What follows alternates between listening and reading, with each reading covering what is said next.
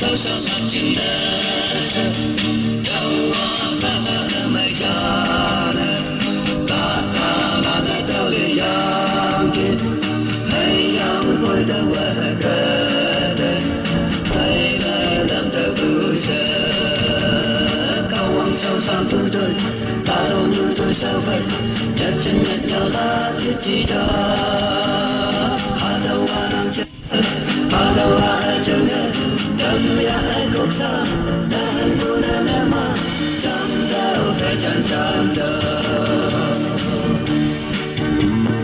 đâu ai sao chẳng phụ thì bao vậy phụ sinh ngày ngày nơi trời tuổi sâu chân nghe đâu chút đâu tay cũng ngày nông trời tay đâu bờ mưa gió câu ông sâu sang thu tôi ta đông như tôi sao vậy nhặt chân nhặt nhau lá thiết chi đó đâu đang chim lên đâu ai chim lên tâm ya cũng sao đang buồn em mà chẳng đâu phải chẳng chẳng sâu xa lạc chừng đất đâu ta nè yên mà ya cha mu bông bông yang ya cha về nằm tu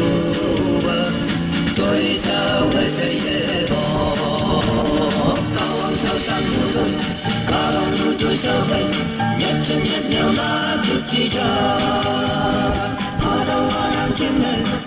đâu ai chim lên tâm ya ai cũng sao ta lần buồn em mà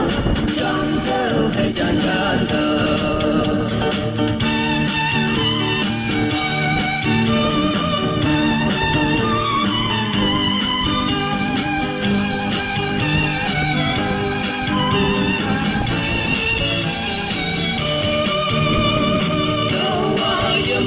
sẽ có chắc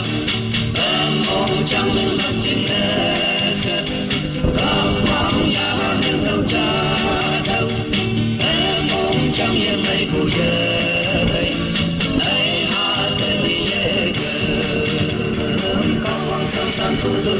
cả lòng chú tôi sao vậy nhặt chân nhặt nhau lá chút chi cho đâu đang chim lên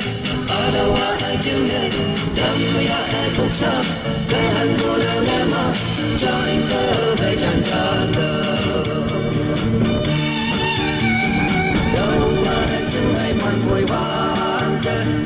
trường sâu tới quay phụ xin hai ngân tay dùng ngọc rất ngọc đi đâu ở cái này phụ trên trường sâu mây dễ sang tu tôi ta lòng như tôi sao vậy nhặt chân nhặt nhau lá quyết chi cho đâu đang chim lên đâu